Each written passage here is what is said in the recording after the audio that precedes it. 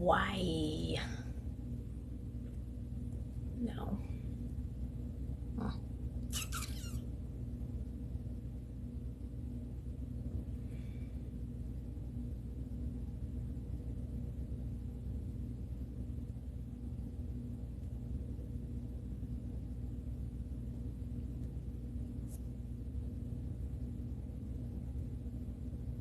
Where did my background go? There it is.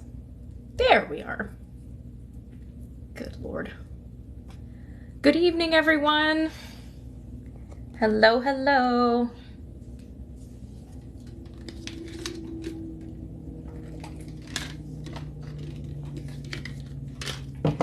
Hope everyone had a great weekend. Hello, everybody. Hello, hello.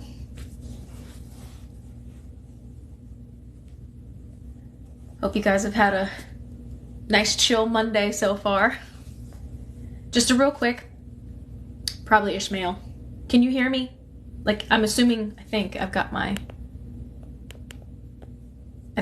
volume up enough. Can you thumbs up or something? We're good? You can hear me? Okay. Good, good, good. Fantastic. Good. Okay. So welcome for anybody who is joining us for the first time. We are doing a book reading. Actually, the last reading of this book, which is the second book in a 5-part series.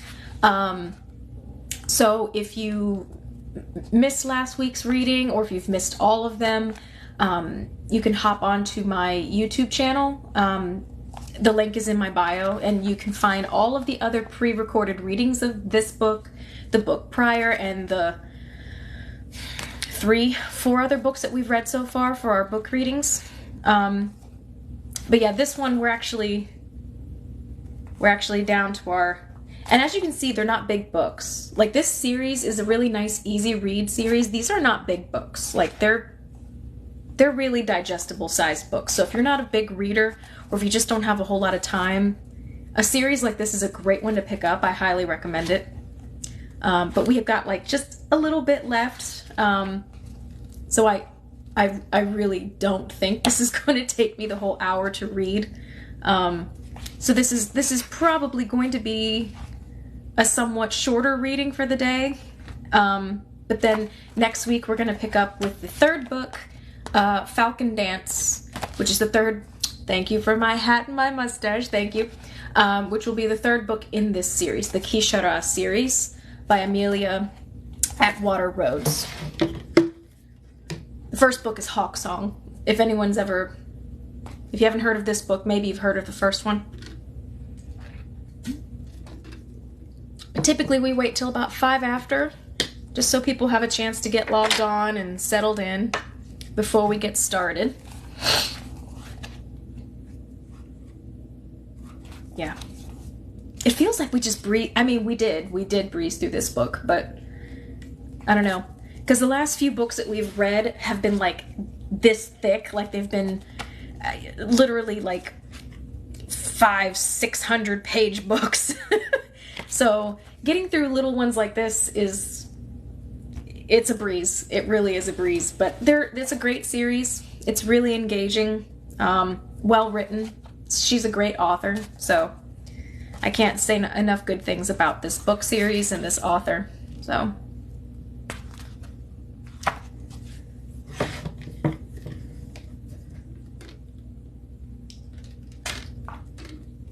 man, it is dry in my house today. Whew.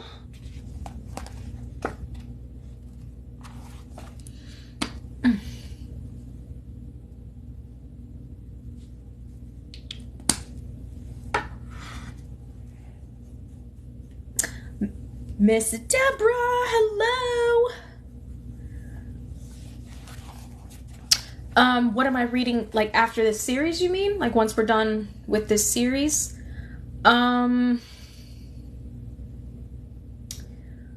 Well, I don't know. I guess a lot of it will depend on what time of the year that takes us to.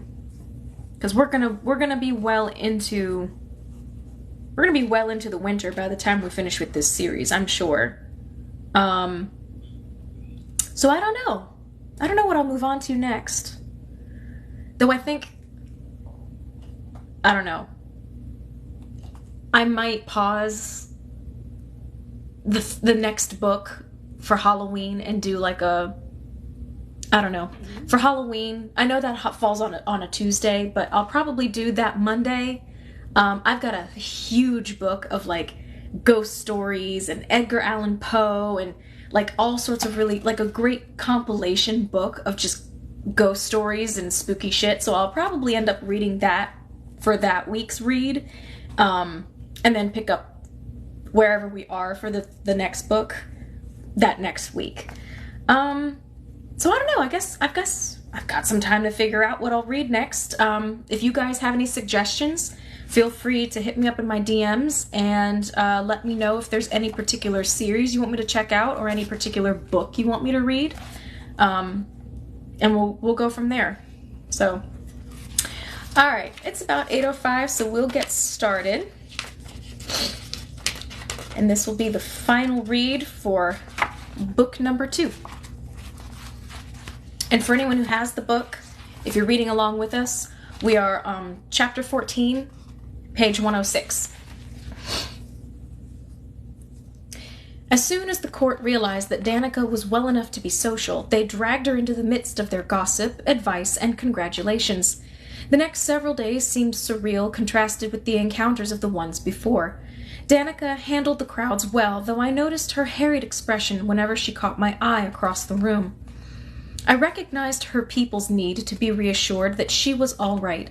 Rumors traveled as fast through the keep as they did in Shah Mahé, and as much as I wanted to speak to her privately, I knew I could wait until the evening. For now, Danica needed to be queen to her people. Kel approached me at dusk to discuss falcons and her temporary position as flight leader. Every now and then I sense a falcon in the marketplace, she admitted when asked, but these falcons are always powerless. When they escape the island, the Empress lets them go. So long as they are careful not to have children here, they are no threat to her. I have never recognized one of my own here who would be worthy of Sifka's attention. Whoever it is must be well hidden, or not in our courts at all.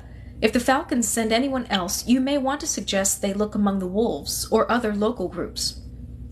I remembered Sifka making a similar comment regarding children when she had described Kel's sentence. Veline told me that falcons prized children. Even you said to Sifka that the Empress would be upset that our child was endangered in her schemes. Why would a child born here be such a threat? Children on the island are rare, Kel explained. Anmik's magic is based on stillness, death. It does not give life. For any falcon in the upper ranks to be blessed with a child is a miracle, so children are infinitely precious. She shook her head. Pure-blooded children, that is. Mixed-blood children are more easily conceived, but far more dangerous. The magic gets warped in them, and it drives them mad. They usually die by their own hands, but only after they destroy everything around them. Kel shuddered. I was part of the Empress's mercy for 9 years. Twice I had to bind such children, to try to keep them from harming anyone. It is a horrible thing to have to do to a child whose only crime was his parents' folly. Bile rose in my throat. I could almost understand why the falcons hated outsiders and mixed-blood children, if they were forced into actions such as Kel described. Might the criminal Sifka was looking for have had a child here? I asked. Would she have been sent to locate it? Kel shook her head. The Empress has other hounds to do that cruel work. Her voice was sharp, again laden with bitter memory. I found myself wondering aloud. Kel, was there ever anything beautiful on Anmik? There is nothing, she answered instantly, more beautiful than the white city when the dawn hits it. No dancer I have seen in the Serpient market can compete with the Jaisoisna when they perform beneath the triple arches, and no musician in the keep can ever reproduce the way the magic sings. Those memories echo in my dreams and my every waking moment. She lifted a hand and an image appeared, hovering in the air before her. buildings that glistened like the iridescent inside of an oyster shell, roads sparkling with colors too spectacular to name, and what I guessed to be the residents of Anmi. Each person wore falcon wings, even the little children who ran and tumbled about the streets. As I watched the illusion, I could faintly hear music that was unlike any voice or instrument I had ever known. The triple arches are where the dancers and choruses perform. I used to dance there, Kel confided when she saw me watching the city. It turned and tilted to show each piece she described. Inside the 3 white towers are the private rooms of Sharza, Araceli, and finally the Mercy, Yena Sayanet. When the city is silent, you hear screams from that last tower. I used to dance, she had said. Suddenly it was clear to me that this must be the lady who had challenged Andreos to learn. There are things about my life before I came here that I wish the void would take from my mind. Things I've seen, heard, done in the Empress's name. She shook her head violently. There is no place more beautiful, but at the same time there is no place more horrible. And even if I had the choice, no power in this world could convince me to go back. In the silence that followed, a new question gnawed at me. It had nothing to do with falcon traders or Kel's future, but instead dealt with my past. Shortly before he died, I began, my brother found a way to visit the Falcon City. Were you still there when... I trailed off because Kel's face was suddenly stricken. She hesitated so long that I thought she would not answer. Then she said, Anje Kobriana. My partner and I were assigned to be his guides as he waited for an audience with the Empress. He tried to change things in a land that has not changed in thousands of years. It was brave of him, at least. His death, it was a tragedy. Kel? We both turned at the sound of Gerard's voice. Can I help you? I asked, giving Kel an extra moment to remove the traces of sorrow from her expression before she faced this man. Primarily, I've come to deliver a message to the flight leader. Andreos would like to meet with her regarding the position. Kel smiled. Hopefully the fool has remembered that his place is as one of us, she said affectionately, or lady from a lady soldier, unless it was the same as what separated a proper gentleman and a gentleman soldier. It seemed to me that avian women needed little more protecting than the men. I held my tongue. It has been difficult to secure a private audience with my Tuuli Thea, and I did not wish to ask inside a room full of court gossips, Gerard explained. Will permission from the Tuuli Thea's Alastair suffice? In the keep, Danica and I seemed to have equal power. The only difference was that in a disagreement, Danica's word won out. The arrangement was much the same as between Dient and Naga in the Serpient Palace. Gerard suddenly glowed with joy. So long as Kel, and Milady Chardet do not object, your word is certainly good enough, my lord. Then court your lady, I encouraged. Thank you, sir. The raven turned as if to start obeying my words that instant, but as I watched him go, a shriek of "Ki-yi" froze us both, halting Gerard's steps and draining the smile from my face. Heads in the market were upraised, and an open area quickly grew as 5 peregrine falcons dove into the center, each taking human form as she hit the ground near where Danica had been standing with her gaggle of court ladies. The crowd parted like water as I hurried down the stairs to greet the unwelcome visitors. Combined with such a formal escort, peregrine wings could only mean one person, Araceli of Anmik, heir to the Falcon Empress, and one of the 3 who Kel had assured us had not left the island in thousands of years.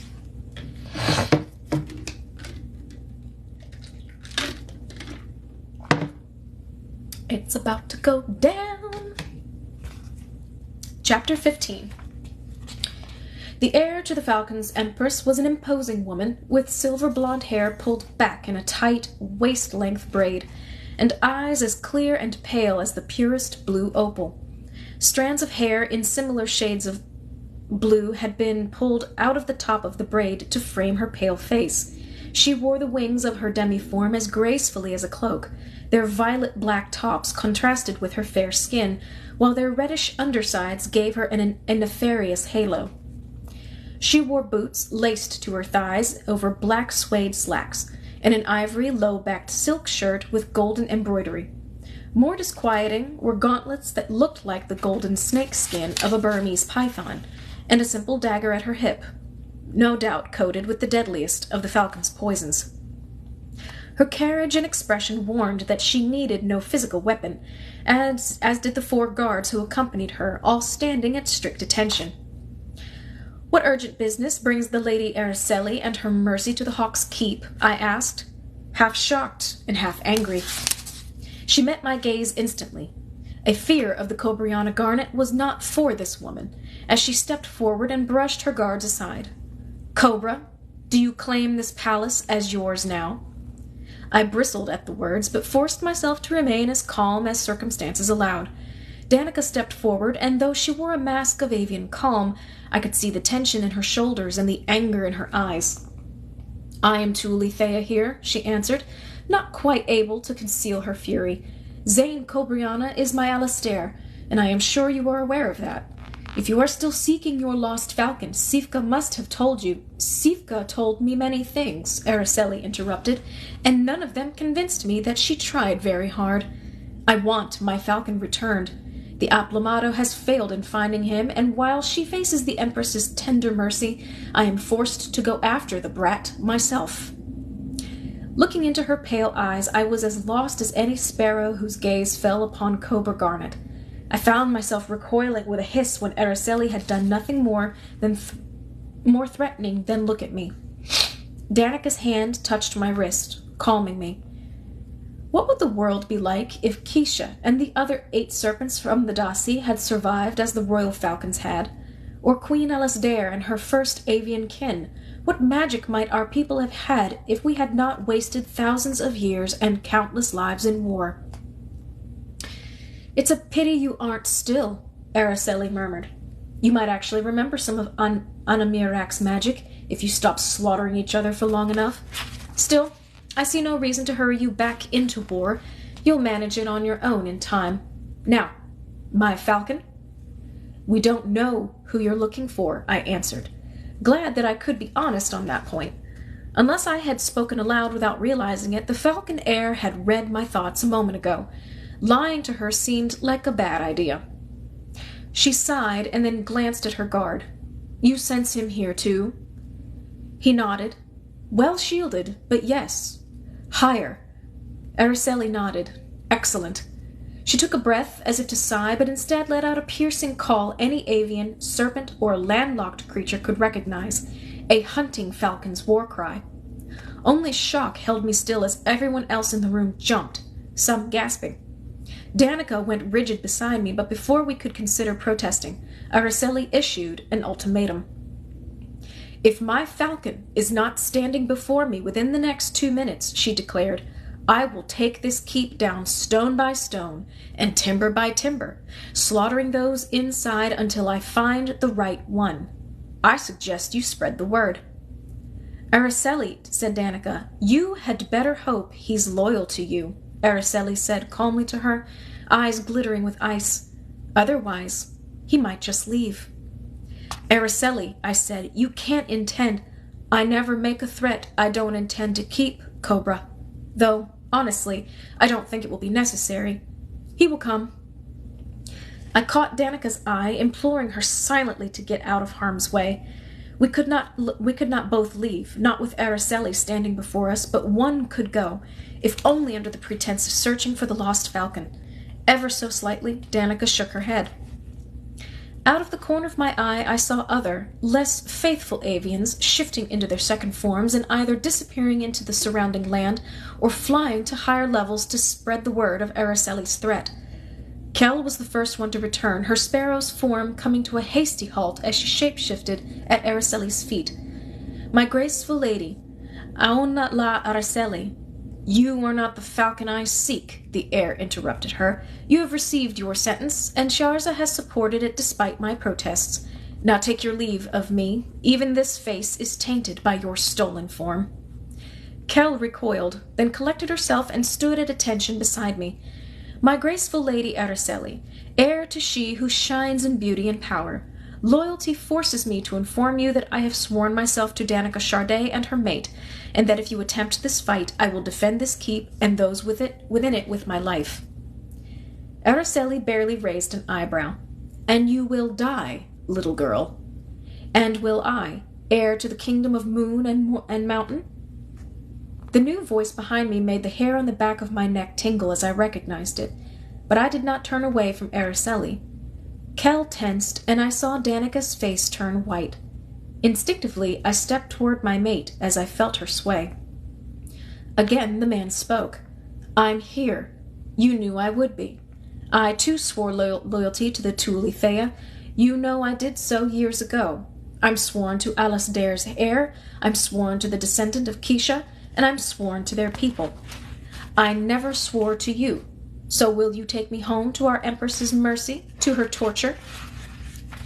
Kel hitched a breath in as if with horrified shock, spinning to face the speaker. "Ray, careful." Araceli was hardly bothering to hide her rage. "Speak not of your Empress that way, nestling." "I'm no nestling," Andreos sighed. "I may be young compared to some, but I'm no child." "Impertinent." Araceli stepped forward, her hand rising as if she would strike the crow, but then she stopped, her voice halting. She swallowed tightly before she said, "You're coming back to Anik. Now." Ray stepped toward her, his face grave. "Milady, you know I will not endanger my people, and I know you will not hesitate to use that to coerce me, so I can only beg you, if that is what you wish, to allow me to stay. You sent me here when I was still a child. You made no attempt to bring me home when I refused to answer your summons. I hardly remember my falcon form, hardly remember my magics. Your royal blood, Sebastian, you'll remember, when the need arises, and we cannot allow rogue falcons of your strength to wander outside our control." "When the need arises," he echoed. "Milady, if I had any shred of power, do you think I would have let my queen fall to Sifka's tests? Do you think I would have let her bleed while I—" "Enough!" Araceli's voice was cold. "Please, milady, heir to the land of air and cloud, heir to the kingdom of sun and summit, let me remain," Ray said. "Do what you think necessary, but let me remain. Anmik was never my home." "Sebastian, milady, my mother, I beg you." "My mother?" "The son of the Empress's heir. Indeed, he must be strong. I could only imagine what he feared, what he was running from, that made him stay here, where he had to hide that strength. There was fear in his voice now, fear not just of losing this life, but whatever would come next. What would come next? Death? Torture? Or simply life in a civilization no person with reason could possibly abide? "It is unbecoming of you to whine this way, Sebastian," Araceli said. She spoke without warmth to her son. Did her voice hold regret? Loneliness? Guilt? I couldn't hear any. "Araceli," Ray said. "Enough!" the heir snapped. "My patience is through. Guards, bring him. If he fights you, bind him. To Ulithea, Dient, I hope we need not meet again." Horror lashed me, along with a sick sense of helplessness, as I watched the guards grasp Ray's arms. No words would possibly convince the heir to the Falcon Throne to give up her only son. Ray must have felt the same way as I did. He did not fight, but walked with them until they reached the center opening in the floor, where he fell gasping to his knees. "What are you doing to him?" The pain on Ray's face ripped the words from me. Kel grabbed my arm to keep me from stepping forward. Ray's form rippled, contorting without any of the smoothness usually associated with a shapeshifter's change. The falcon that finally emerged, wearing the same peregrine markings as Araceli's demi-wings, shuddered as if in pain. "Force change," Kel said softly. "It hurts, as you have experienced." "No!" Danica's shriek, a sound of pain and loss and absolute hatred, turned my blood to ice. Kel and I were both too late to pull her back as she ran not to Ray, but to Araceli. "You pompous hoverhawk!" Danica spat. "You sent him here, you left him here, and now after he has proved himself one of us, you dare to demand—" She did not get further. Before Kel or I could reach the pair, I saw the indigo-black tar of falcon magic strike across Danica's face and arms, knocking her onto her back. A wall of Araceli's magic held me in place, so I could only stand by in horror as she drew a dirk from her back and placed the tip against Danica's throat. "I could simplify so many things by pushing this blade through you," Araceli whispered. "No one would miss you, or the mongrel creature you carry." She paused, and with the blade of her weapon lifted the cord on which Danica's anle hung. It shone in the light like a mocking symbol of the hope we had held. "Since when does the Thule Thea wear a snake charm?" She looked at me, and I forced myself to meet her cold gaze without flinching. "Danica is also Naga, and a dancer," I said, because Araceli seemed to be waiting for an answer. The leader of the local nest presented her with the anle. "I see." Araceli glanced at Ray, who was being restrained by her quartet of guards, and then at Kel, who was on her knees, shivering as if held by stronger magic than I was.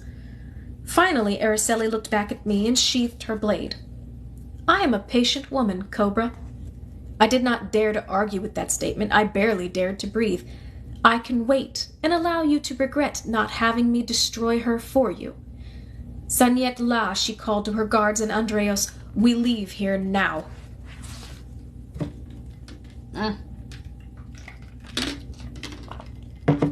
It's getting super real. Chapter 16. At Araceli's departure, the air thinned. Breathing again became easy, and I fell to Danica's side.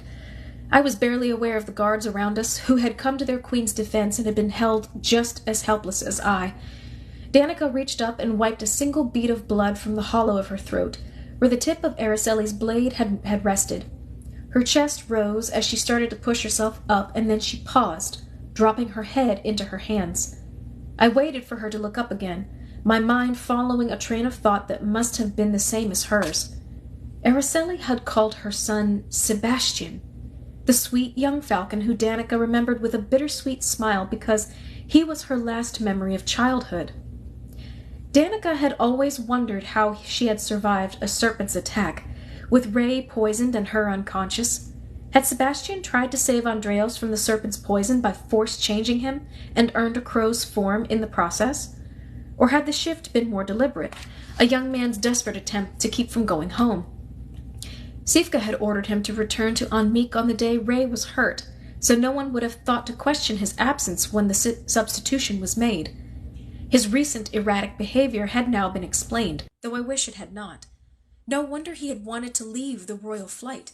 If Danica had released him from his vows as captain of her guard, he could have returned to Anmik to protect her as he always had. "Danica?" I touched her arm and felt trembling beneath my fingertips. She did not respond. Not yet. Now Nicola hurried into the room and knelt beside her daughter. "Charday?" Danica balled one hand into a fist for a moment, shaking, and then relaxed as with a conscious effort. She took another deep breath, and suddenly I felt her force back the grief that had been rising. Force it back and lock it tightly away. As if I was suddenly struck blind, I lost her. She hid her soul from me even more carefully than she had when we had been enemies, conversing for the first time. She lifted her head finally, smoothing her hair back with her hands. For a moment her face was vacant of expression. Then I saw the blankness drop, and it was replaced by a casual facade that was even more disturbing.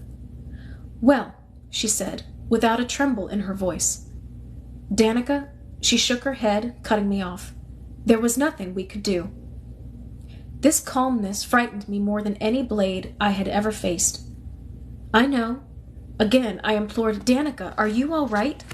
"Fine," she answered. "It's difficult to imagine, that's all. Ray, being someone else for all these years, and now gone." But still there was no more tone in her voice than if she had been speaking of the weather. "It will be awkward losing him." "Awkward?" I couldn't even reply to such emotionless words. Gerard stepped forward, just behind Nicola. For an instant his concern for his queen was obvious, but then he hid himself as flawlessly as she had, and addressed her. "Andreos was a good leader, and very organized. We can make Kel's position as flight leader permanent, and I know at least a half-dozen fighters who are eligible for promotion to fill the missing spot. Danica nodded while I continued to watch the conversation with ever-growing terror. Surely this controlled calm had helped during times of war, when they had faced so much death every day, but I would never be able to endure it comfortably. Danica, we can deal with these things a little later, Nicola said gently. Danica nodded mechanically, standing without assistance. I looked away from her to Nicola, hoping for some words of help. Watch out for her, Nicola commanded me, speaking past Danica as if she was not present. I have not seen her this way since her Alastair died when she was 15. The only person able to draw her out last time was Sebastian, and it took him weeks. Andreos. And that was how I would always think of him, regardless of what name Araceli used. He was not here this time. Though there had been jealousy between us on more than one occasion, Ray and I were friends. Losing him could not hurt me as much as it did Danica, but it hurt all the same. I prayed to any gods and goddesses who might hear for the strength to see my mate through this. I prayed for the strength to deal with it myself, for my sake, Danica's sake, and our child's sake. 2 slightly ragged-looking guards approached us, one limping. They hesitated, looking first at their queen, at me, at Nicola, and then Gerard, as if not sure who they should address, if anyone. Yes? Danica asked. Milady, I'm sorry to have to tell you this, but Kell is gone. The guard swallowed tightly before continuing. She took her falcon form and went after Araceli and Andreos. 2 of us tried to go after her, but we're no match against a falcon. She made us turn back. How she made them was evident in the stiffness of their movements, but I saw her overtake Araceli's group. She didn't stand a chance. They've taken her with them. I was too shocked by this second blow to know how to respond. Beside me, Danica also stood silently. Nicola stepped forward to take charge. Gerard, you're the senior member of the Royal Flight. I expect you to make sure this doesn't cripple the keep's guard. Yes, milady. She gave her orders with a natural air of command that I had not seen her assume since Danica became Tu'ulithea. You 2, you've been injured. Patch yourselves up and get some rest, she said to the limping guards. Everyone else who knows what's going on, get to the market and the court and spread the word that we've lost 2 of our people. Hear me. I want them spoken of as our people, not Araceli's. They were loyal and deserve to be remembered so. Zane, get your pair bond to Betsy. Danica tried to protest, but Nicola held up a hand to silence her. I will believe that you are fine when your doctor tells me it is so, Nicola stated. Now go. If not for your sake, then for my granddaughter's. Betsy commanded Nicola, the Royal Flight, and me not to leave Danica alone, and to make sure she ate and slept, 2 things that she skimped on whenever she was upset. I knew about the sleeping. I had a feeling I would be faced with several more of her bouts of lucid dreaming over the next few days. Danica's grief at losing Ray was enough to break even the coldest heart, and mine could never have been icy enough. She spent the first few hours leaning on the balcony, with only her mother for company. I suspected they were sharing stories of the loyal falcon-turned-crow, private stories I had never heard and likely never would. Hoping my mate was in good hands, I found Gerard in the study reserved for the leader of the Royal Flight, poring through the notes Andreos had left for Kell. Andreos was a good leader, he said as soon as I entered. His files were well organized. He kept up-to-date lists of potential new members, when they first requested consideration, their history, their schooling, and his observations. We can never replace those we lost, but I can start interviewing and testing potentials to fill the positions this afternoon. He paused, finally looking up from his lists. Danica is with her mother, I assume? Yes, I answered. My presence seemed intrusive, Gerard filled in when I floundered for words. Intrusive, yes. I had not grown up with Andreos or ever known the Falcon Sebastian before he stepped into the crow's life, and I could not stand there and share recollections as if he and Kell were dead. I couldn't. I am glad the Royal Flight is in good hands, I said. Do you think there is any way for us to get our people back? If not Andreos, at least Kell? Whatever crimes she committed were slight enough they left her here once. Is there any chance? I trailed off because I saw the doubt on Gerard's face. I have never been to Anmeek, he answered. I have, however, had the honor of drilling against both Andreos and Kel, and that was enough for me to know that I would never want to fight a falcon seriously, without even taking into account falcon magic. Araceli held you, me, Kel, and the rest of the royal flight from going to our queen's side without even looking strained. Confronting them on their territory would be suicide. If they send our people back, it will be because they chose to. I began to pace because this feeling of helplessness was driving me mad. There has to be something. There isn't always a way, Gerard pointed out. Not always, I admitted, but blind determination hasn't failed me so far. As the thought occurred to me, I added, there is another falcon in the Serpient Market who was luckier than Ray and Kel. Maybe he will know something. I can also speak to Valine Silvermead, since she is still staying in the Dancer's Nest. One of them must know something that can help us. I wish I shared your faith. Only Danica needs to. I will see if she is well enough to travel tomorrow morning. The conversation lapsed into silence for a few moments, and I struggled to find a lighter topic. Finally, I inquired, how is your lady love faring in all of this? His expression shifted, betraying the smile of one happily besotted despite the circumstances. I think she is as stunned as everyone else, but she is a very strong, capable woman. I couldn't resist the urge to tease a little. Strong and capable. Flattering descriptions, but hardly warm enough to merit the soft look in your eyes. She isn't a serpent who wears her passions like jewelry and dances barefoot in the morning, Gerard answered. She is an avian lady, serene and composed even when she is upset, strong and capable. More softly, he added, she guards her heart and soul tightly, unless she is around those she most trusts. So every little glimpse she allows me is like the silver moon rising over the sea. Ah, Le Anle, I responded with newfound respect. My best wishes to you both. I spent the rest of the day alternately checking in on Danica, who spent the hours either with her mother or in solitude, and drilling with the royal flight. Gerard had sent out missives to a few of the most promising recruits Ray had named, so I was called in to help test their skills. The loss of its leader was a harsh blow, but the royal flight was not easily defeated. Discerning eyes, however, could see the forced bravado and enthusiasm the more seasoned guards showed their newest members. As evening fell, Danica drifted to my side. Finally, true darkness overtook the keep, and we were alone for the first time since the falcons had been taken away. I stood on the balcony outside our room, watching Danica stare out over the forest, and not so much as a sigh. Avian reserve, her people called it, but it spoke of denial, and the circles under her eyes belied her calm. Although she let me draw her into my arms, she otherwise barely acknowledged my presence. Danica, are you... I trailed off because there was no reason to ask such a question. She was not all right, and if I asked, she would simply continue to deny that she wasn't. My mother told me today that one of the royal flight has begun to court her, Danica said, and for a moment the statement seemed so inane and out of place that I hardly realized the importance. Then I made the connection. Gerard? Danica nodded. I told her there was no reason for him to leave the royal flight. He is sworn to protect the royal house anyway, and he has always been one of her guards. Swearing his vows as her Alastair does not seem like a conflict. I could see many reasons for it to be perceived as a conflict, but Danica continued before I could voice them. She says she is too old to hope for more children, Danica added, but I doubt that is true. Maybe it would be better for her to have more.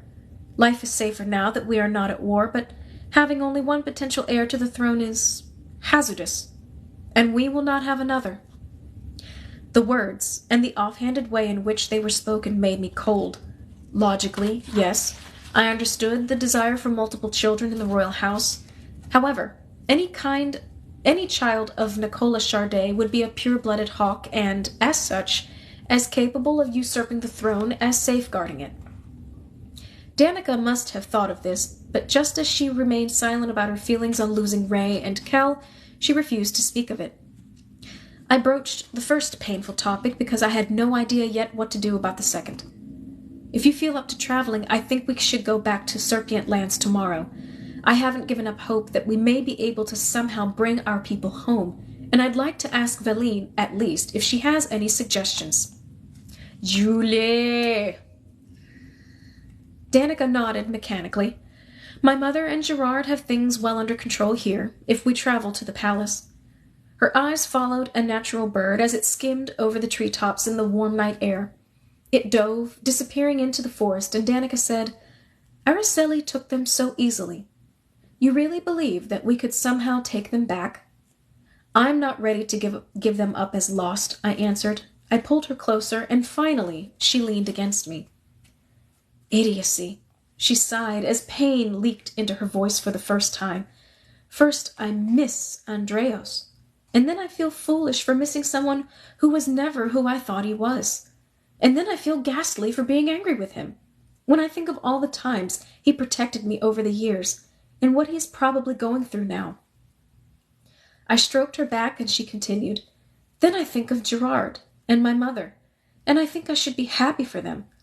I know I should be glad if my mother has a chance at more children after having lost so many, but I hate the thought that our child might be then denied the title she should have without question. Though relieved that Danica shared my concerns, I wished this blow had not come so soon after the last. Neither of us was ready to face it.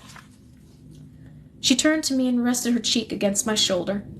You're supposed to be the one going to pieces, not me, she teased. You have every right to be upset, and every right to show it. With me, if no one else, I assured her.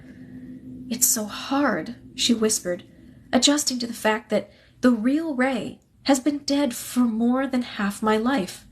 He died protecting me, and I never knew, even to mourn him. I was so young, but even so, I feel as if I should have known. I always thought his father's death and our brush with our own had changed him, but it didn't just change him. He wasn't even the same person. I grew up with Ray, and I couldn't even tell that someone else had taken his place. Suddenly she shook her head and pulled away from me. If you want to travel to the palace tomorrow, we should probably sleep. Once again her voice was calm, and once again I hated hearing it. Come to bed, then. She hesitated at the balcony, but then turned and followed me inside, keeping a careful distance. Even more than I wanted to bring Ray and Kel home, I wanted to see Danica smile again, or even cry. Anything would be better than this emotionless poise. Perhaps Shah Mahé and its dancers could revive her, unlike her mother and the solemn Hawk's Keep.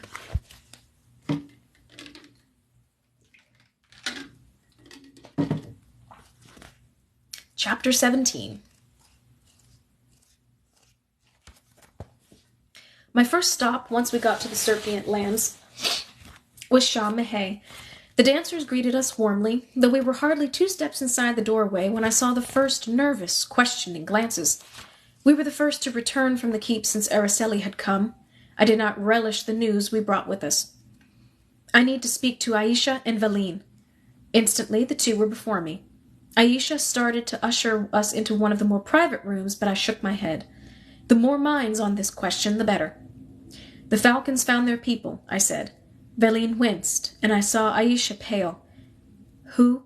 The dancer asked softly. Sifka organized a test to out the Falcon. Erica Silvermead revealed herself while saving my mates and my daughter's lives.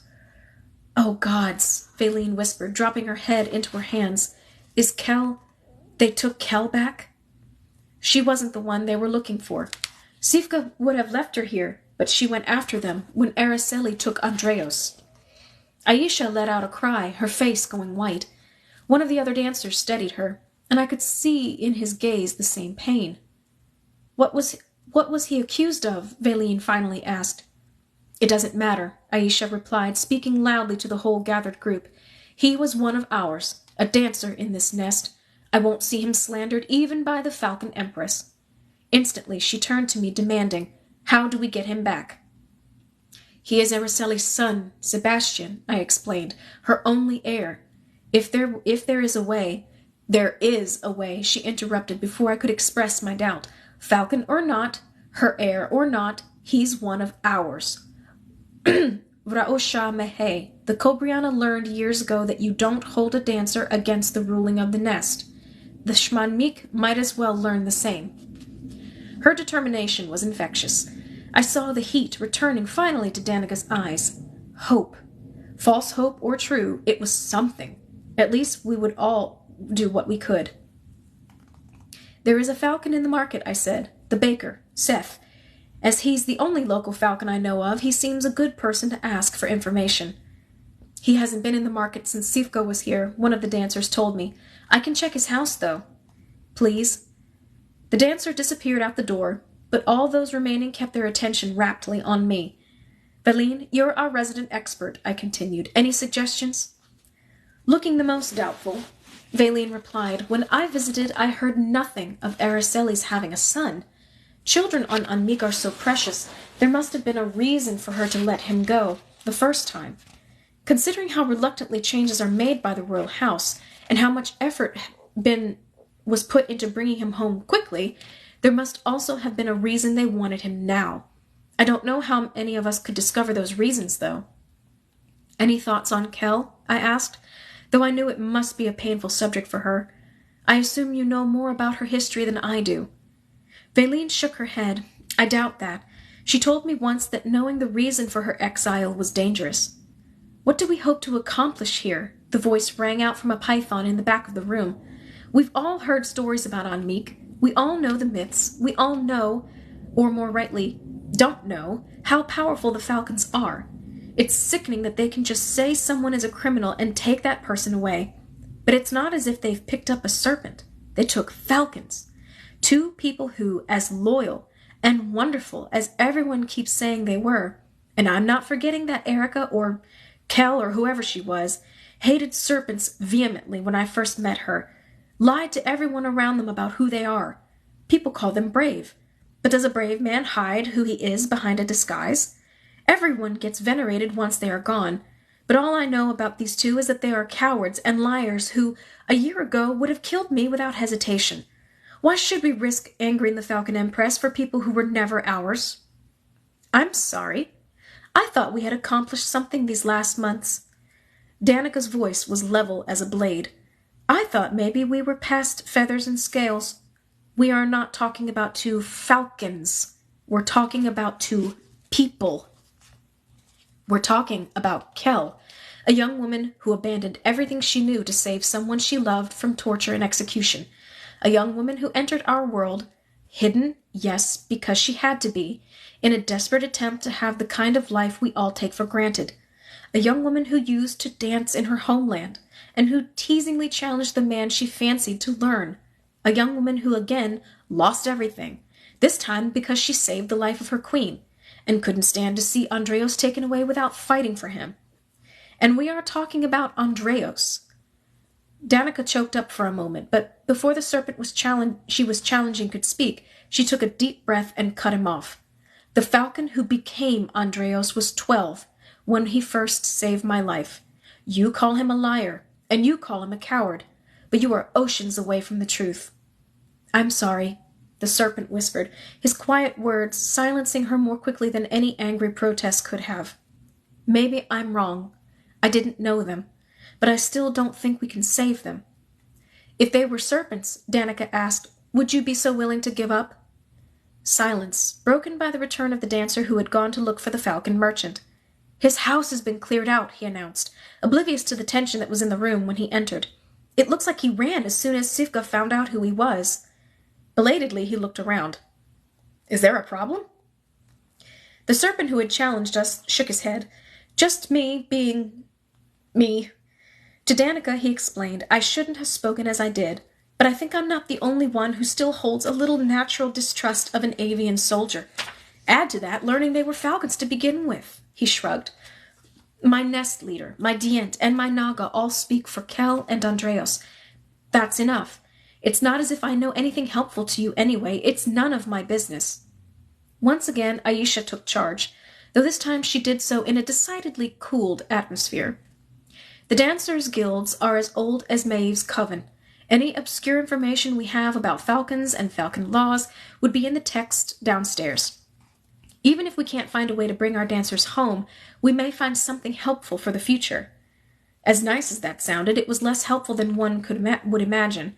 Of the writings done by the ancient coven, all that was left were copies of words written in the old language, and much of them were obscured by mythical fancies. The sun set over the nest, and dancers around the room stood and stretched, arching their bodies as the red light trickled into the room from the open ceiling. A pair went around the room and lit lamps, then stroked the embers of the previous night's fire into full bloom again. Danica lay beside me as I pored over one of the many inscriptions, tired eyes befuddled by the whirling designs the letters formed. "Well, I feel useless," Danica sighed. "I'm not doing much better," I admitted. "I studied the old language when I was younger. Every cobra does, but only enough to have the barest understanding. All this is written using more complex forms, and many of the symbols seem to have been either embellished or abbreviated. This squiggle, for instance, is completely meaningless to me." Valine shifted to peer over my shoulder. "Lar," she translated, I think.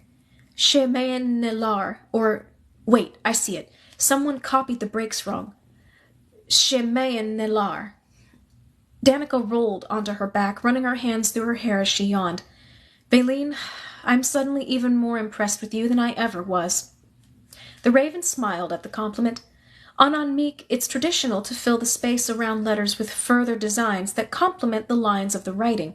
I think a few of these were copied from writings like that, which means it's very likely mistakes were made. I've been reading one where half the marks don't resemble any symbol I've ever seen in my life. I found a description of Queen Alasdair, Aisha called. Whoever copied it made a note that the first draft was attributed to Keisha. Danica brightened, moving over to where Aisha was reading. "What does it say?" "Mana Osair la Alasdair, the Hawk Queen, Alasdair, Raimayan Ferat Jes Chirian, Golden Lady, Valine?" The raven took over, skimming the piece a few times before she read it slowly. "The Hawk Queen, Alasdair, is both a golden lady and a young girl, with too much power for her years. She is serene, but there is a sadness in her eyes I cannot speak to. She is the same age as my son, and I pity her for not ever sharing his freedom to be a child." The words were bittersweet and familiar to us all. Everyone born during war knew what it was to see childhood fade too quickly as pain and loss stole the years away. "The Serpient were only in Alasdair City for a single night," Danica said softly. How could words like those have been written just hours before the Avian-Serpient War began? I shook my head. We would probably never know what really happened that night or why. We would only ever know the aftermath and hope we could reach past it. Chapter 18. We are almost done, children. Almost done.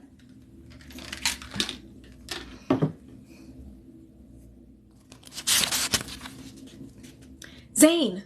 Danica!" I groggily lifted my head as I heard Aisha's and Valine's excited cries. Danica did the same beside me, blinking sleepily as we were both awoken. Judging by the otherwise silent nest, it was probably barely before dawn. Aisha brushed aside the bits of writing we had been working on when sleep had taken us, and she tumbled to sit in front of us. "I kept thinking last night that Ray was my student, one of my dancers, and so I should be able to protect him. Like I said yesterday, the guild has always dealt with its own. Nest justice always comes before outside rule, with very few exceptions. Even the Cobriana have acknowledged that." I found myself wondering whether she ever slept, as my own sleep-deprived brain fought to catch up with her thoughts. "Unfortunately, Serpient tradition won't stay a falcon's hand," I said. "That's what I first thought too," Aisha answered.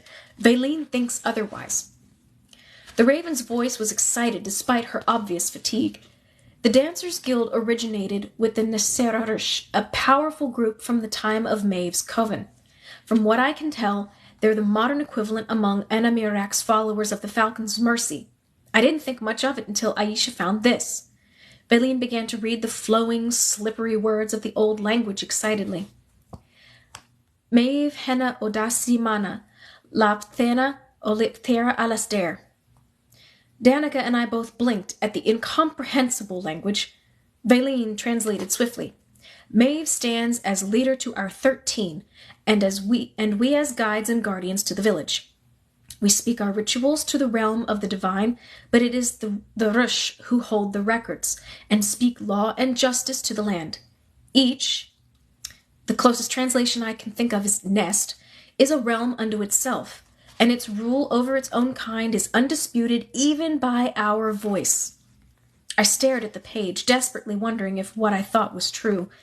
Beline confirmed my suspicions. The original was written by one of the 13 members of Maeve's coven, specifically by the hand of Shmanmik Lajarsa, the Falcon Empress. Kel could be a trickier case, but Andreos was studying with Aisha. Sjarza herself acknowledged the independent law of the Nasser Arush, and in current day, that means this guild. Their excitement was infectious, but I struggled to stay reasonable.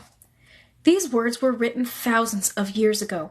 Much as I would like to believe them, it seems unlikely that the Falcons will relinquish Araceli's only child because we discovered words that were written before the Dasi split.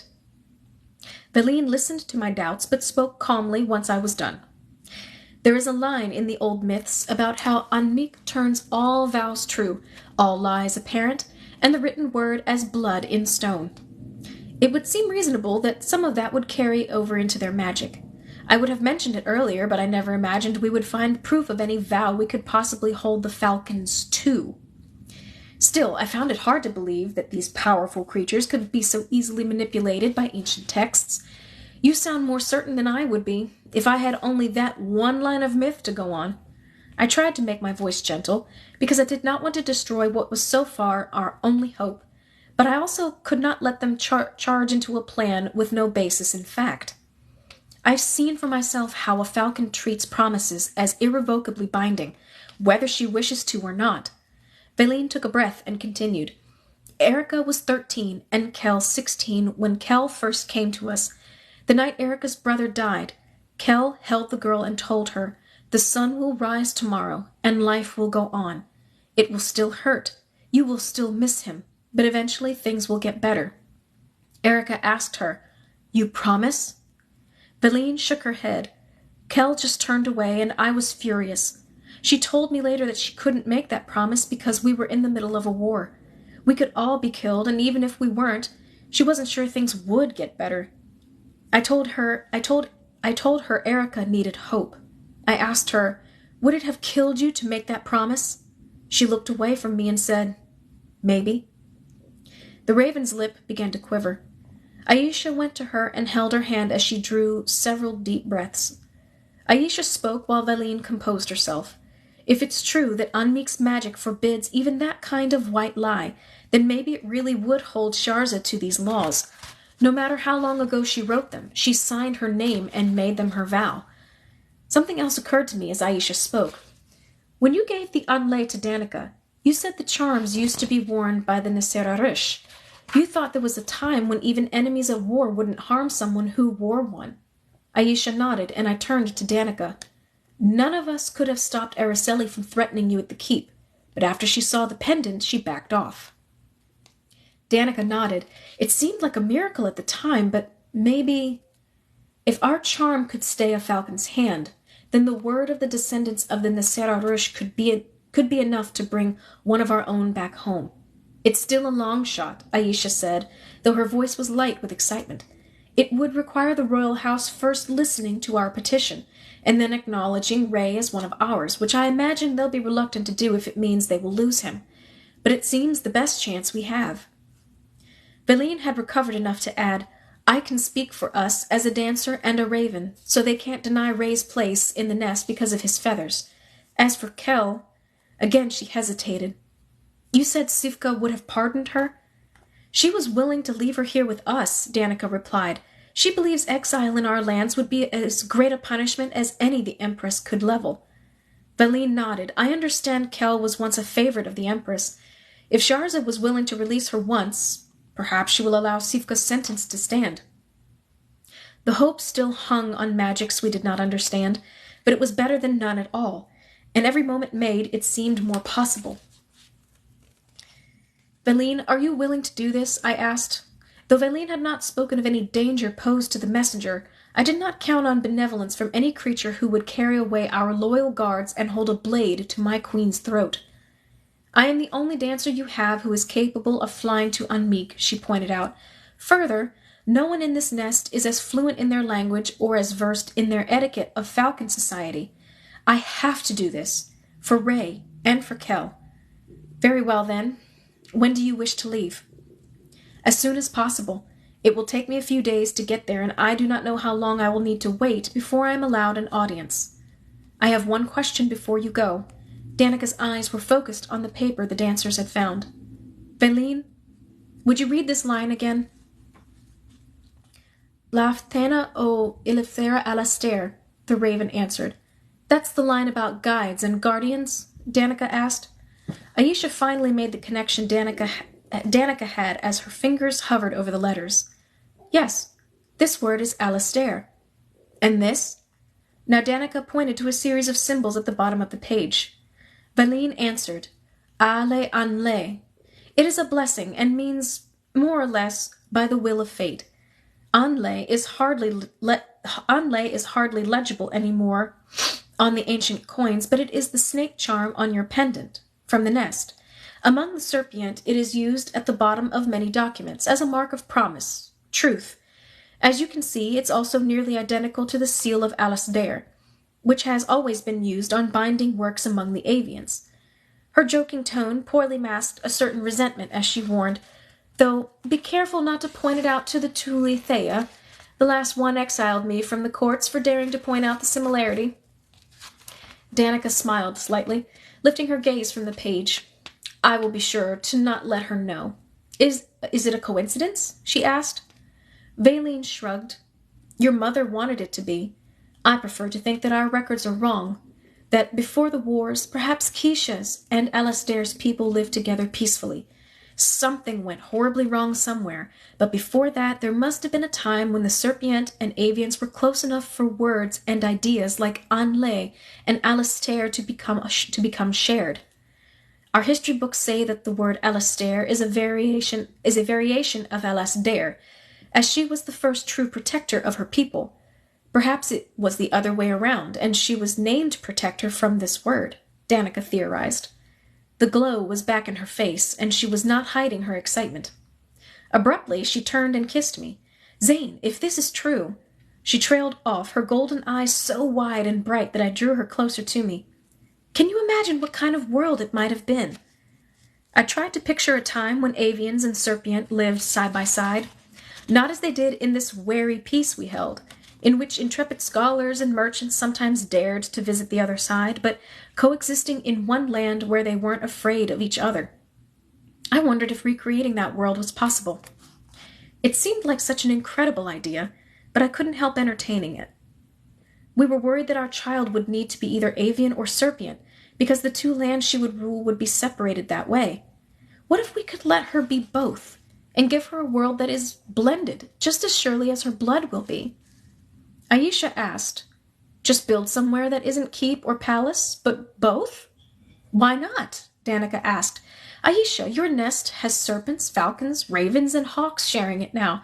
If that is possible, then how impossible could it be to recreate a world where they don't just dance together, but live together?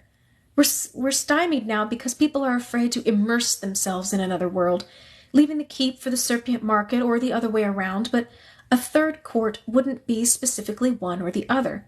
We could design the court so it's only a small step from home to a land where a queen can be both cobra and hawk, because her people are just as mixed. Aisha paused, contemplating, and we all waited for her response. If she refused, then this hope was all but lost. The dancers were among the most tolerant of my kind. If their leader could not imagine this place Danica and I had suddenly invented was possible, then no one else would. I would join a dragon's nest, Aisha affirmed finally, if only for the challenge. Dragon? I asked. A dragon is a winged serpent, isn't it? Aisha replied. I've always thought of them as winged lizards, though I've never seen one myself. A wyvern, then, Aisha corrected. Wyvern's nest. Perhaps some of your avian scholars could share their myths and stories for a Sheda. I would like to create such a dance someday. Maybe one that will rival the famous Namirda. She frowned, adding seriously, though it would have to be very subtle to be acceptable to an avian audience. Do you think the rest of your nest would be willing? I asked. Honestly? Not all, she shrugged, but you do not need all. You need only a few, who have the courage to try to show our beliefs to a feathered audience so they can understand and perhaps join us. Give us a nest, give us a fire, and the audience that would come with your new land, and we will be honored to dance for a wyvern's court. Shah Mahé has become too small anyway. I continued pondering. Merchants would come if there was a market for them. If we dedicated some land for schooling, we could bring in the scholars of both our courts, who, hopefully, would be willing to try to learn from each other. Danica echoed my thoughts from her own perspective. The avian court follows the Tuolithea. They would be hesitant to bring their families so close to the serpient, at least at first, but hopefully future generations won't be as frightened.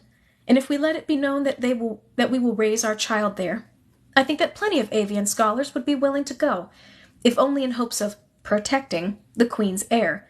Then, of course, there may be those who simply wish to curry favor with their monarch, even if it means supporting what they will doubtless see as another mad scheme by their Tuolithea. Another? Of course, she answered sweetly. You may recall the last one, since it involved announcing you as my Alistair. Chapter 19. Our animated chatter awakened the rest of the nest, most of whom took it as a cue to rise and begin their rituals to greet the day. Danica and I were each drawn into the simple, slow-moving dances. As soon as those morning dances were done, Valine left for Anmeek. We watched her take to the skies, the rising sun on her heels, as powerful black wings carried her into the west. Afterward, Danica and I sought breakfast in the market.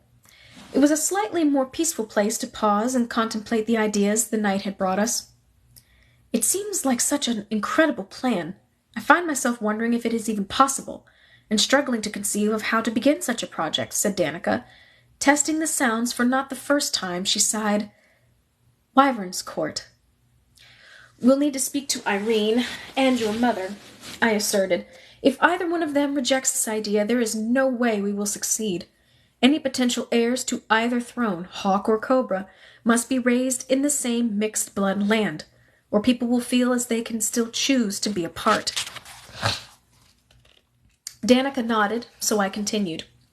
Then I suppose we seek the approval of our respective courts and allow the information into the markets. Once we are sure we have support, we can consult with architects, artists, whoever we need to try to bring this place we are imagining to life. After that, we ate breakfast in silence, sifting through our thoughts like children going through colored stones. Optimistic, because although some were too dark and some were too sharp, many glittered like precious gems. I have an excuse to be up at this mad hour, Irene yawned, as we located her in Salem's nursery. Why are you looking so bright-eyed? As she spoke, she rocked Salem in her arms. The babe kept shifting from boy to cobra, trying to wriggle out of her grip, then turning back to human form to pout when she wouldn't let him. We're plotting reformation of life as we know it, I replied, somewhat flippantly. Oh, is that all? She teased. Why not start with breakfast? Thank you, but no, I answered. Danica and I actually wanted your feedback on an idea we had. Quickly, we detailed the description of Wyvern's Court, from finding the two symbols of getting Aisha's support. Irene listened quietly, nodding every now and then as she finally managed to settle Salem down. When we paused for her response, she looked hopefully at the face of her child. If you can create such a place, she finally answered, I would be honored to raise my son there. And I have never seen you two fail to achieve any dream you strive toward. We arrived at the Hawk's Keep the next evening. Nicola greeted us the moment we stepped into the courtyard, with Gerard by her side. I hope this unexpected visit doesn't mean that there is a problem, Nicola said firmly. Nothing is wrong, Danica assured her as we walked past the first-floor market to a private parlor on the second floor. Zane and I simply wanted to speak to you about an idea we had. For Ray, Gerard cut off abruptly, as if deciding it wasn't his place to question us, no matter how much he must have wanted to know about his former flight members. The dancers found something we hope we can use to force Sharza's hand, at least regarding Andreos, I said. Actually, Veline Silvermead was the one who made that discovery.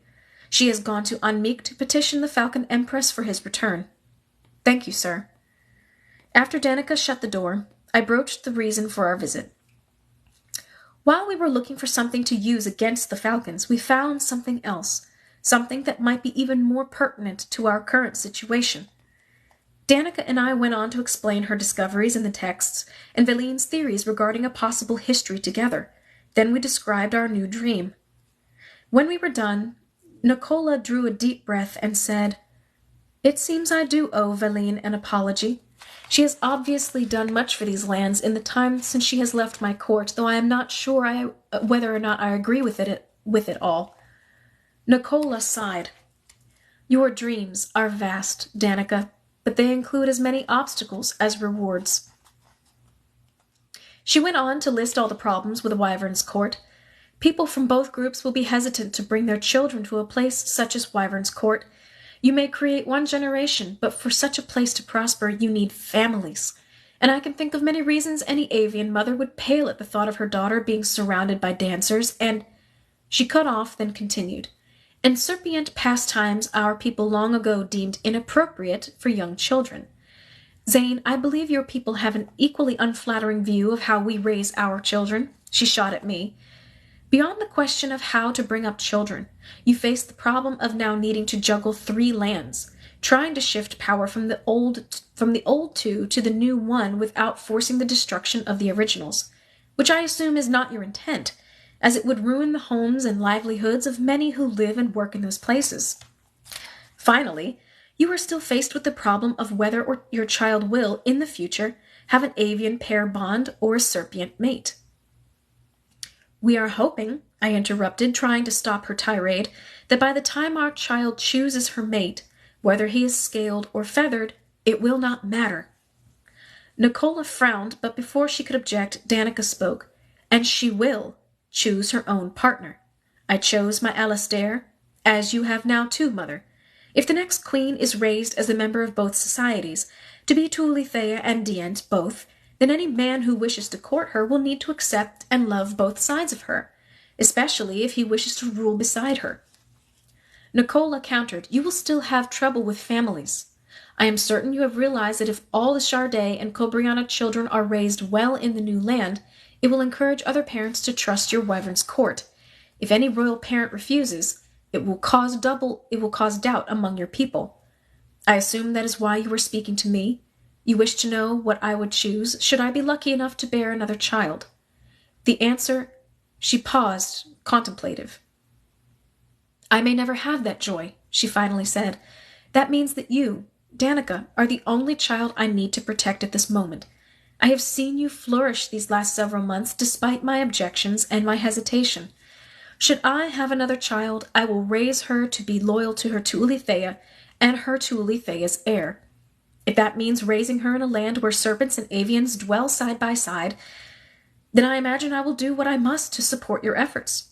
However," she added swiftly, before either of us could speak, "I will make no promises as to the future until I see this dream made real."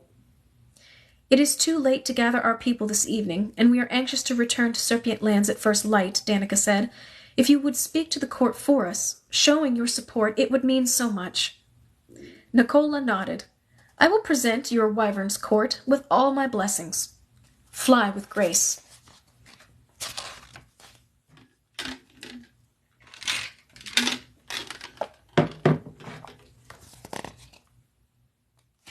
Chapter 20. When we returned to Serpent Lands the next morning, we found a debate raging in the market. A group of serpents had gathered around a stall I knew belonged to an avian artist, completely obscuring her from our view. In the midst of all our hope, the raised voices chilled me. "This is exactly why I didn't want to do this here," Aisha's voice rose above the others. "Back up! Back up!" With Danica on one side and me on the other, we quickly formed a path through the crowd, to reveal a blushing artist with a stripe of gold paint on her cheek. "I didn't mean for my little sketch to create such a stir," she said quietly. Before I could ask what was going on, I heard the rumors about a Wyvern's Court, and my imagination got the better of me. Show him, Aisha encouraged, because the artist was still standing protectively in front of her creation. It isn't finished, the woman said as she stepped shyly out of the way. The background had only barely been sketched, a blue sky, and what looked to be the beginning of a market. But in the middle of the white slate plaza was a green marble mosaic. The design formed was similar to Anlay, but subtly different. The artist had overlapped the serpient Anlay with the avian seal of Alasdair. The two symbols were so similar that they fit together as if first designed as a single glyph, reformed here after more than 2,000 years. At the center of the symbol was a young woman in the midst of shifting shape. Her back grew golden wings, but her body was sliding into a serpent's form, and her head was thrown back so her face was bathed in sunlight. Wyvern. Even with rough details, the image took my breath away. The dancers say that you and your mate hope to form a combined court, the artist said. I heard the story of where the idea came from, and I could just see it. I wanted to create it. So do we, Danica whispered. Her quiet reply, confirming the rumors, brought a barrage of questions. Several minutes passed before I could quiet the crowd enough for me to speak. Apparently, you have already heard about Wyvern's court. I had not expected our dream to stay a secret for long. Few things did once the dancers knew of them. It's true. We intend to create a place where avians and serpents live together. Nicola Chardet has given her blessing and is speaking to the avian court on our behalf.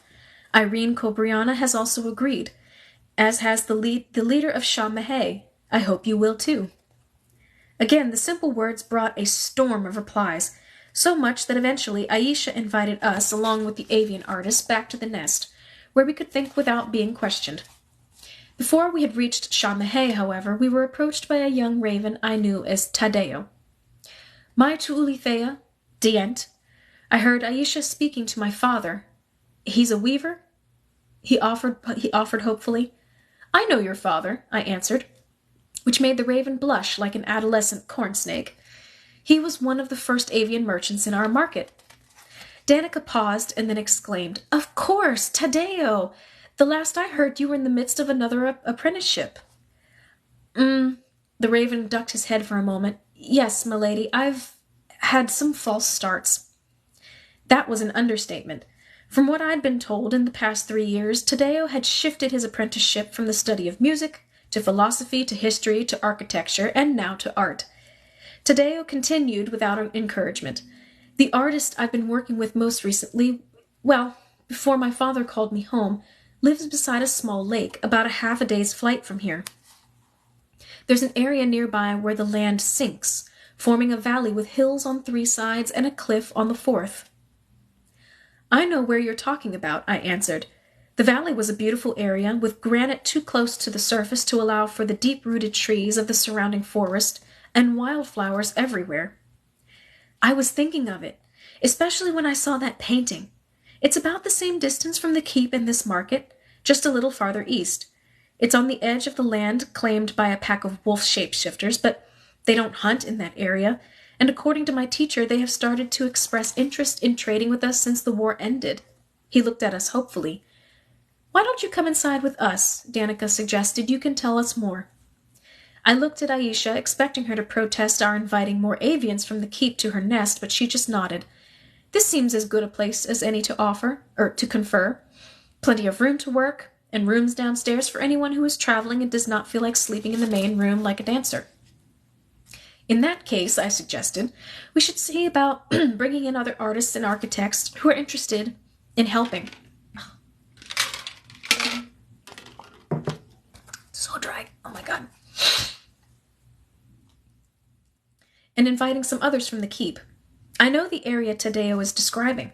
If he is correct that the wolves would not object, then I agree it might be the perfect place to create Wyvern's court. Tadeo blushed again at those words. Pardon me, but I am well acquainted with both the court and the market, someone said. I turned to see Fisk Falchion, another avian merchant behind us. If you would like, I would be honored to fly to the keep for you and see who would be interested in coming to work with us here. I did not relish the thought of yet another long ride on horseback, so I accepted the offer immediately, as did Danica. Fisk took to the skies, promising to bring back the best artists and architects he knew, as well as some teachers and merchants whose ideas might prove useful in the creation of the markets and schools. Our remaining 2 avian guests entered Shah Mahé as if they were stepping into a temple, their eyes wide as they took in the studying dancers. Aisha, Danica, and I discussed which of the Serpient we should invite, and as the afternoon lengthened, the crowd around the fire grew. Oddly enough, it was Tadeo who shone the most, taking the role of organizer.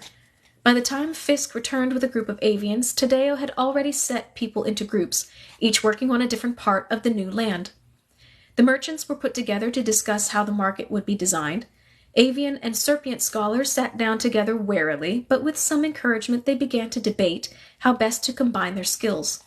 Aisha led a group in designing Wyvern's nest, and in choosing who would be allowed to travel to the new nest to found it. Artists and architects claimed by far the largest area as they created sketch after sketch, trying to blend the 2 distinctly different styles. The day turned to night, as it was wont to do, even among the most inspired. The nest quieted, a few dancers performing their last stretches and prayers of thanks before they curled up around the fire. Most of the avian consultants left for their own homes and beds, but a few, Tadeo included, collapsed where they had been working, sleeping in the nest as the dancers did. I saw one serpent lie down not far from where the raven was curled up asleep. She drew a blanket over them both and snuggled against his back. Amazing how far we had come. A few days ago, I had been surprised to see Ray and Veline accepted as dancers in the nest. Now anyone who wanted a part in this project was welcome. We had achieved half the goal of Wyvern's Court simply by dreaming of it.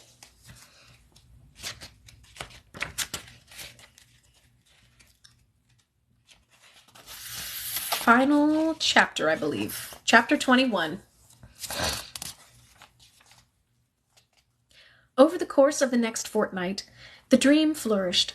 Soon one could hardly walk across Shah Mahé without dodging notes, charts, lists, diagrams, or designs. Tadeo continued as the leader, working with his previous teacher to measure out the valley and mark the locations of pathways, houses, shops, the market center, and a 3-story structure built into the northern cliffs that would serve the same purpose as the Hawk's Keep and the Serpient Palace. Pointing to his sketched map of the area, Tadeo explained, "The brook and pool don't have the best drinking water, but there are 3 springs in the cliffs that are cold and fresh. One is higher up. A couple of sparrows found it. It's about the right height for us to build a fountain around it, and have it central in the top story of the keep, or palace, or whatever you want to call it. The building is going to be worked into the side of the cliff. In the end, it will stand tall and grand, but still be rooted deeply in the earth. A perfect combination of avian and serpient ideals." He continued his updates, which he had given us every evening since the project had begun. Danica and I both turned at a shocked cry from Lincoln, one of the avian merchants from the keep. "Not in the middle of the market!" He looked horrified by whatever his serpent companion had said. "Where else would you put them?" the serpent replied, sounding genuinely puzzled. "I thought Aisha was dealing with your dancers," the avian said, gesturing vaguely toward Aisha and her group. "They are designing the nest, but there needs to be somewhere for them to perform." Fisk joined the discussion. The dancers are a crucial part of serpent culture, not to mention a beautiful addition to any public area. "They may be important to the serpent, but making their performances so accessible to our children just isn't appropriate," Lincoln said. "Wouldn't it make more sense for the dancers to remain in their nest, so the more impressionable of our—" He trailed off because the room had suddenly gone very quiet around him. Aisha flitted over to the avian man, wrapped in quiet anger. "Have we harmed you in some way while you have been here? Has one of my dancers offended you?" Lincoln pointed out, "It is not your hospitality I question, but your regard for propriety. I was propositioned within moments of entering your nest." Aisha clucked, shaking her head. "You are a pretty man, and you walked in alone." Lincoln cleared his throat. "I don't think this is a laughing matter. Our young men and women should not be exposed to such—" I stepped between the two before the argument could go further. Wyvern's Court is not going to be a place where avians and serpents can turn their backs on each other. like neighbors who never speak. Our artists can't be the only ones here who are willing to compromise. Every teacher, parent, child, and merchant will need to do the same. Aisha, that may mean teaching your dancers to exercise care around avians new to Wyvern's court. To Lincoln, I added, compromise may also mean letting unattached ladies and gentlemen make their own decisions and mistakes. I looked at Danica, remembering the first uneasy months after she had agreed to become my mate. She smiled encouragingly. We come from different worlds, I said, but each has so much to teach the other. There will be moments of dissonance, when people struggle to understand each other's ways, but once we get past our misconceptions, imagine the reward. The dancers will perform in the market of Wyvern's court. They will be beside avian poets, singers, philosophers, and storytellers, or we cannot hope to succeed. Merchants will haggle prices and barter goods as they have in both our markets throughout history. Scholars will work to impart their valuable knowledge to their students. Artists will create beauty, and our children will grow up together, playing the same games taught by the same teachers, living side by side until, as adults, I pray, they laugh at the petty arguments we had in this nest while we designed their world. And ravens will dance, and serpents will fight for the lives of falcons. The voice drew our attention to the doorway of the nest.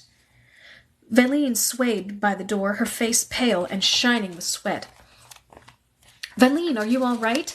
Danica darted past me to take Valine's arm and lead her inside. The raven nodded. It is a long flight. I just need to rest. Despite her obvious exhaustion, she said, I spoke to Empress Sharza. She said she would consider my words, then she sent me home. I don't know what she will do.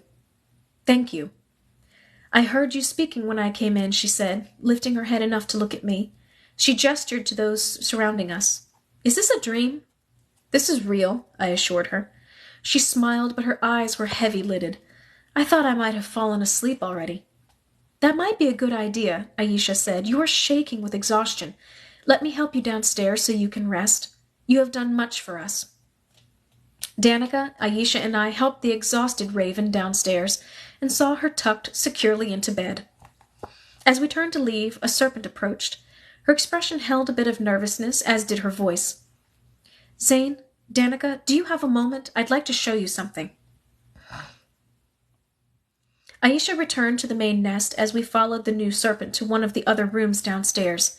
I spent the brief walk trying to place her face, which seemed familiar in one way, but completely alien in another. She stopped in the empty hall before one of the bedroom doors. The illusion rippled away at the same time that she said, Before you act, remember that it was not I who took your people, nor was it I who sentenced Kel to death.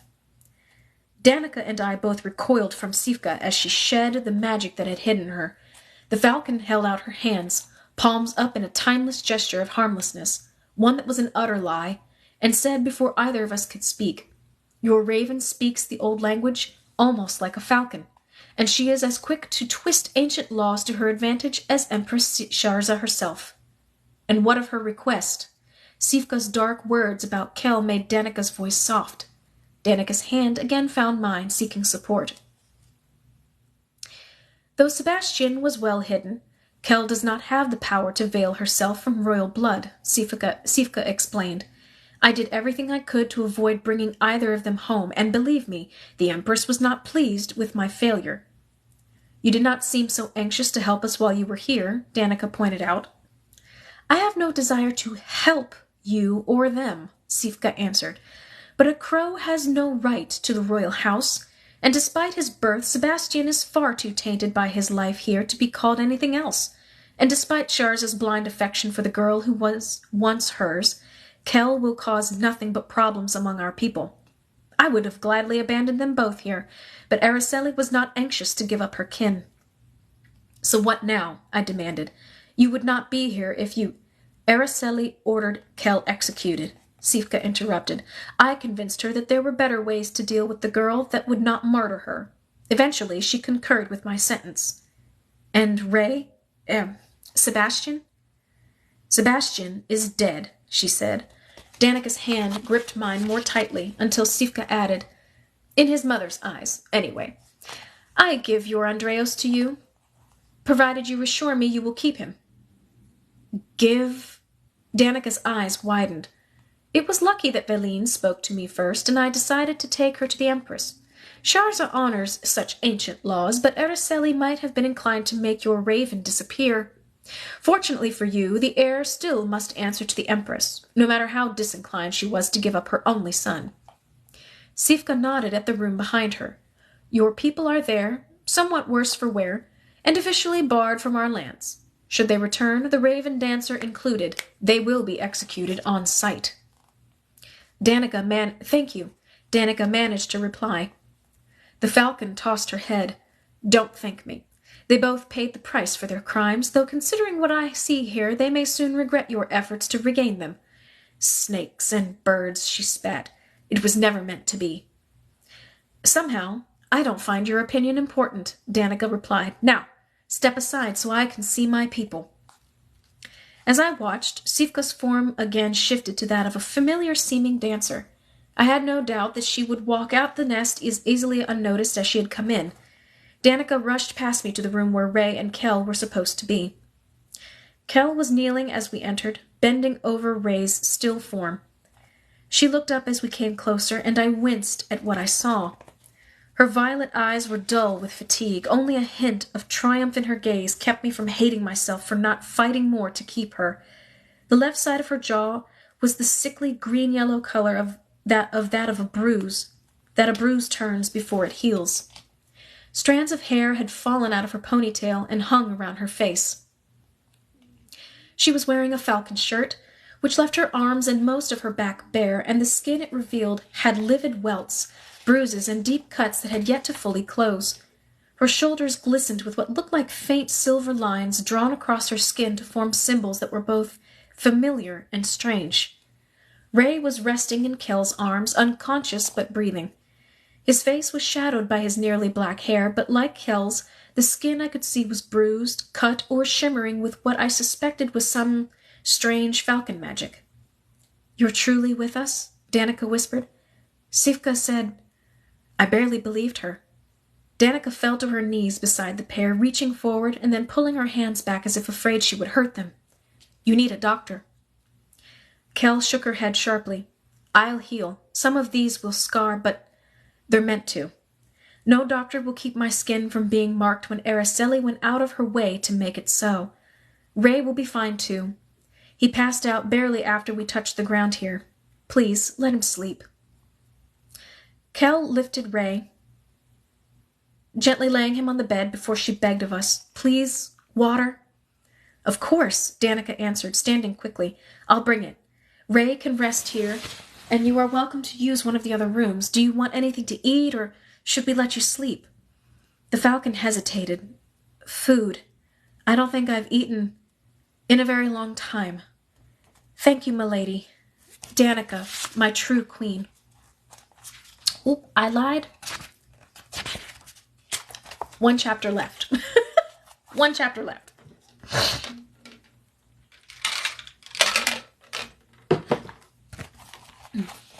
Chapter 22. Kel insisted on going upstairs into the nest instead of staying downstairs where it was calmer. I need to prove to myself I really am back here, she explained softly, as Aisha chastised the people who had immediately descended with questions. The nest is so indefinitely different from the White City. Wow. The nest is so infinitely different from the White City. She broke off the instant food was presented to her, staring at it for long moments as if not believing her eyes. After that, she ate with a hunger that reminded me more of wolves than of graceful falcons. She also drained glass after glass of water and finally slowed enough to sip a hot tea. The color began to return to her skin, though in places the change served only to accentuate her injuries. Feathered Hades, girl, when did you last eat? Tadeo gawked. He was almost hustled out of the nest, but Kel smiled wearily. Before I left the keep, she answered.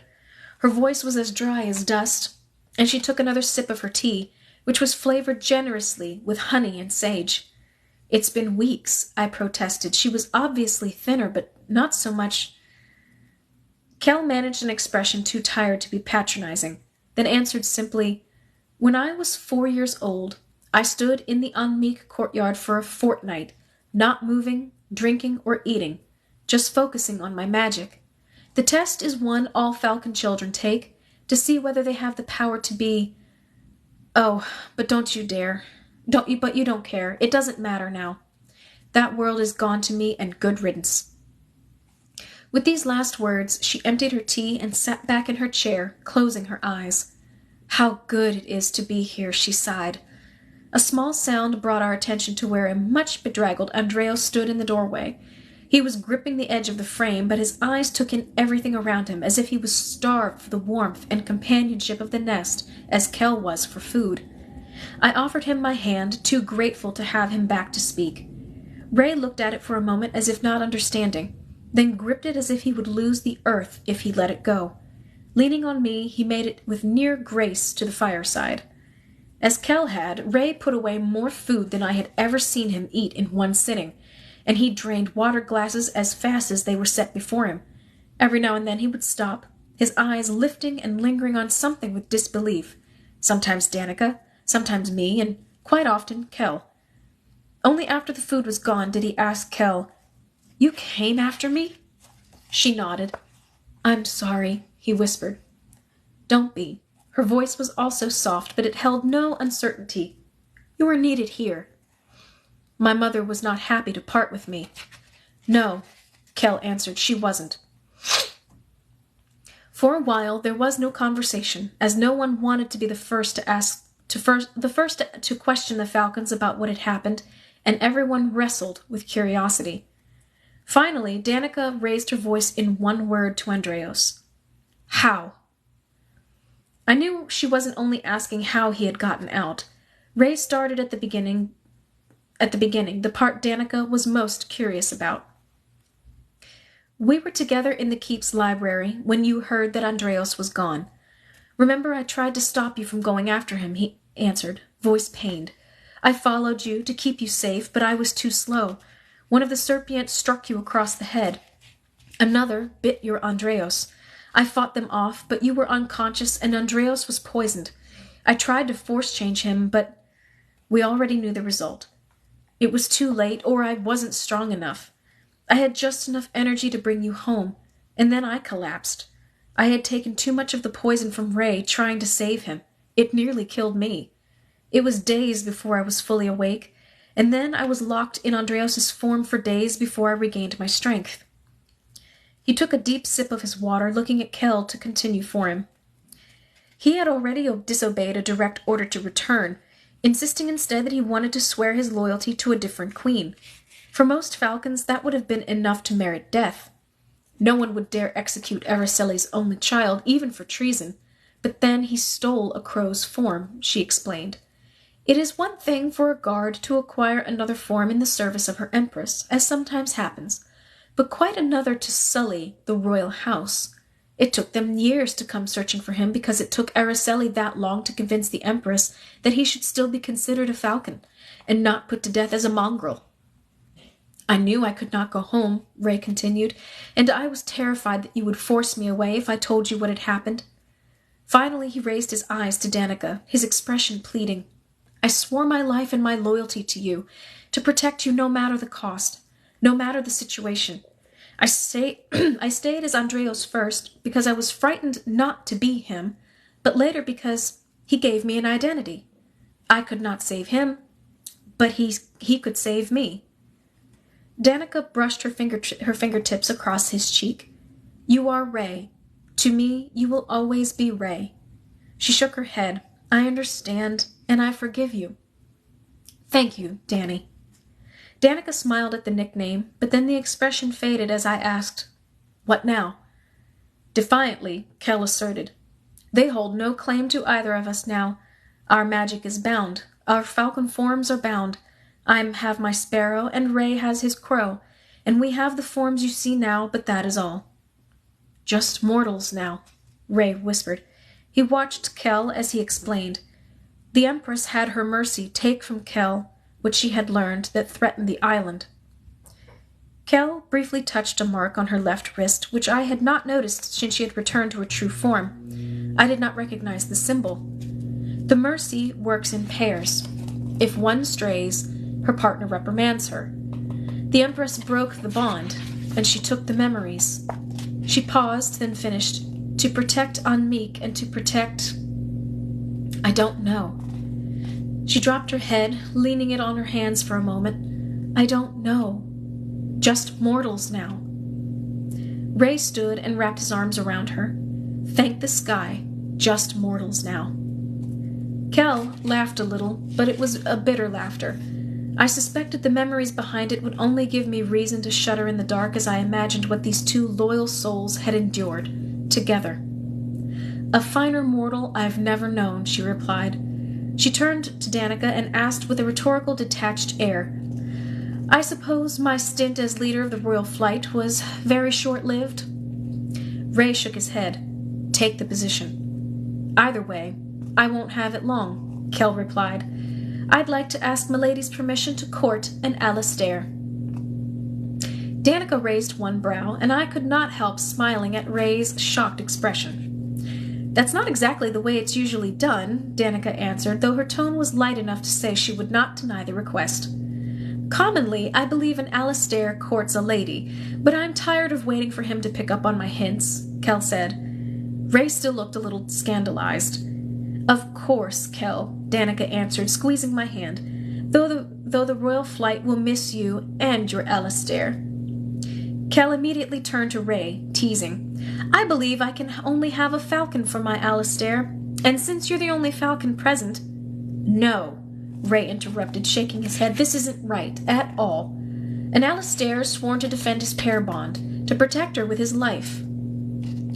Are you willing to swear upon your own spirit and the sky above that you will protect Danica Charday from all harm? I recalled vividly the day Andreos had asked me that, in front of the Avian court, as the first of the vows sworn by an Alistair.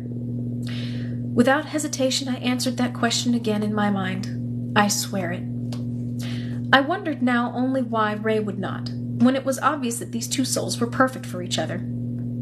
Is that a problem? Kel asked, her voice suddenly sounding a little more fragile than before. It is when you came after me. So long as we're altering tradition, I do believe I should be asking you, Kel, to be my Alistair. Kel paused a moment. Faultless logic. With Milady and my lord's permission, she said, glancing at Danica and me to receive our nods of encouragement, I accept. Kel leaned over to kiss her pair bond. I spun Danica to her feet, leading her in a few steps of the Namir Da, before simply holding her close. Someone behind us in the nest cheered, and others picked up the cry. Avian, serpient, falcon, scaled or feathered, for tonight the differences didn't matter. In the temple of Anmirak, the steps were different each day and each eve, but each dance was still one. They danced the only dance, the one Anamirak weaves. Hope, trust, love, life. Shah Anlay. They danced with fate. This was a much longer read than I expected for this evening. Thank you for anyone and everyone who has hung with me for this hour and 40-minute read. Okay, that draws this book to its conclusion, and we will start on the next book Monday. Same time, definitely not as long as tonight. I think about an hour and a half is where I need to, like, at the max ever. My eyes are so dry. Ugh. But I hope you guys enjoyed the reading. I hope you guys are enjoying the series so far. I know I am. I'm like reading these books again. It's nostalgia. So much nostalgia. But anyway, I hope you guys have a fantastic evening. Take care of yourselves. Please stay hydrated and stay safe. And I will see you back next Monday.